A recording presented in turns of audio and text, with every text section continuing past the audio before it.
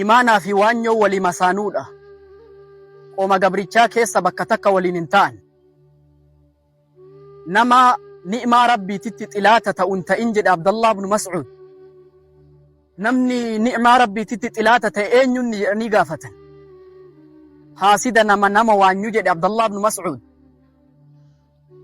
Nama haasiduun barakaa umrii keessaa fuuti. Asma'iin gaafa tokko baadiyaa gabbu'ee maanguddoo waggaa 120 horiitiifatu arge jedhe.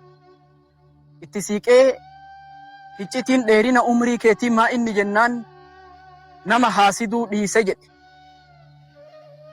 Mu'aawiyaan nama maraa gammachiisuu jaalachiisuu ni danda'a jedhe.